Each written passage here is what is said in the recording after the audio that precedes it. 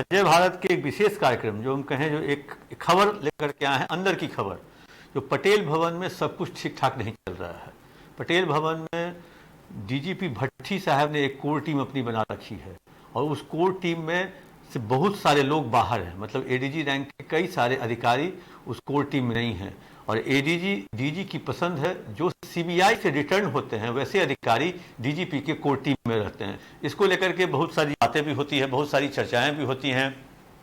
ADG rank के अधिकारी की फाइल को आईजी के पास भेज देते हैं डीजीपी साहब और इसको लेकर के थोड़ा सा एडीजी साहब नाराज भी होते हैं। एडीजी लोग इस तरह की कई सारे बातें, आईजी की फाइल डीआईजी के पास भेज देते हैं, मतलब और वो वैसे लोगों के पास भेजते हैं जो सीबीआई से लौटे हैं।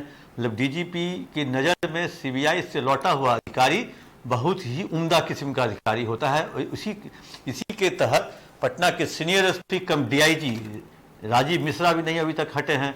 दिसंबर में वो डीआईजी बन गए, 1 जनवरी से वो फिर भी बने हुए हैं, आज तक बने हुए हैं। वैसे ही स्थिति में कहें जो बिहार का पुलिस मुख्यालय अभी राजनीतिक का अड्डा बना हुआ। हमको याद होगा, आप लोग को भी याद होगा, जब बिहार के डीजीपी AR सिन्हा हुआ करते थे और अभयानंद एडीजी हेडक्वार्टर हुआ करते थे। अनिल सिन्हा भी उन दिनों बिहार में थे, बाद में सीबीआई का डायरेक्टर भी बने।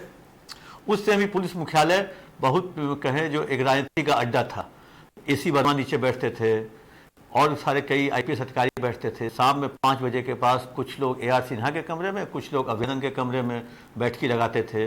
अनिल सिन्हा कभी इधर कभी उधर बैठते थे। एक तरह से कहें जो उस तरह का बात अब आज के दौर में फिर देखने को मिल रहा है। बहुत दिनों के बाद पटेल भवन में इस तरह की बात देखने को मिल रही है। एक कहें जो एक जानकारी आ रही है, 19 जुलाई को CM कहें जो समीक्षा बैठक करेंगे बढ़ते हुए अपराध को लेकर के, क्योंकि जिस तरह से तेजस्वी यादव क्राइम का बुलेटिन जारी कर रहे हैं रोज, उसी पर नीतीश कुमार ने एक समीक्षा बैठक पटेल भवन में करने का निर्णय लिया है। तारीख शायद 19 जुलाई है। उसी 19 जुलाई से ठीक पहले डीजीपी ने अपने कोर टीम के साथ बैठक की। इस कोर टीम में एक एडीजी स्तर के पदाधिकारी को बुलाया ही नहीं गया। कहा जा रहा है जो वो आतंकवाद निरोध दस्ता के वो एडीजी हैं, उनको नहीं बुलाया गया। एक इत्तेफाक कहें या संयोग कहें, 4 एडीजी रैंक के पदाधिकारी उस बैठक से गायब थे। अमृत राज जो कि एडीजी STF हैं, सुनील कुमार जो एडीजी स्पेशल ब्रांच हैं, एडीजी CID हैं, एक कहें तो AK अम्बेडकर ये DG BMP हैं। वैसी स्थिति में एक IG हेडक्वार्टर राठी हैं। तो ये सारे लोग बैठक में जब थे नहीं तो आखिर डीजीपी ने किन मुद्दों पर किनसे बात की और क्या कहें जो वो फ्रेमवर्क तैयार किया CM के लिए, सामने में क्या परोसेंगे, प्रेजेंटेशन क्या देंगे। वैसे ये हो सकता है महज संयोग हो इन लोगों का नहीं बैठना और हो सकता है जो ये लोग नाराज हों, लेकिन इसमें जो नाम कुछ आ रहे हैं, एक राकेश राठी, ये नाराज तो हो नहीं सकते, CBI से लौटे हैं और इनको कहाँ कहाँ घुमाते घुमाते भट्टी साहब अपने बगल में लगे हैं IG हेडक्वार्टर के रूप में। मतलब कहें जो DG ट्रेनिंग भी उस बैठक में नहीं थी, उनके जगह पे IG ट्रेनिंग रहे।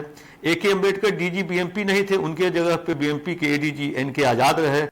सुनील कुमार जो ADG CID के हैं वो भी मौजूद नहीं थे, उनके जगह पे IG P कन्नन रहे। तो एक तरह से कहे जो पूरी तरह से अभी बटा हुआ है। और एक चर्चा और आ रही है जो ये एडीजी का कहें जो एक तरह से पर कतरना सही बात नहीं होगी, एडीजी का लोड कम करने के नाम पे लोगों से विभाग वापस ले रहे हैं। एक एडीजी रैंक के पदाधिकारी हैं जिनके पास बजट, अपील और कल्याण, वेलफेयर दोनों हैं। उनके पास अपील और वेलफेयर उनसे ले लिया गया, बजट उनके पास छोड़ दिया गया। हमको लगता है जो ये अपने आप में, और जबकि मीटिंग में कहा जाता है जो खड़ा करके उनसे पूछा गया जो आपके पास कितने विभाग हैं, तो उन्होंने कहा 3।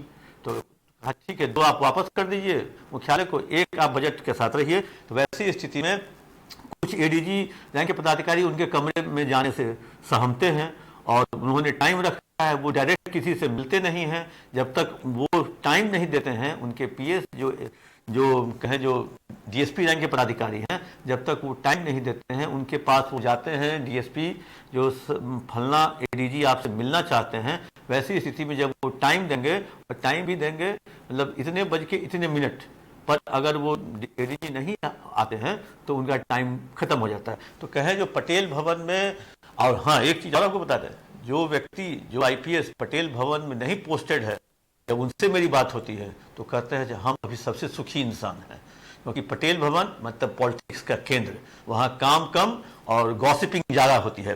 तो गॉसिपिंग जहाँ ज़्यादा होगी तो उसके बाद काम पे असर पड़ेगा। काम पे असर पड़ता हुआ दिख भी रहा है। रोज़ हत्याएं, लूट, डकैती, और इसको लेकर के पुलिस मुख्यालय तो कहें जो नहीं सजग हुआ, मुख्यमंत्री को सजग होना पड़ा, क्योंकि वो गृह मंत्री हैं बिहार के, और वैसी स्थिति में वो बैठक करने जा रहे हैं 19 तारीख को। अब देखना है इस बैठक का फलाफल क्या होगा और बैठक में किस तरह का प्रेजेंटेशन डीजीपी की टीम द्वारा रखी जाती है।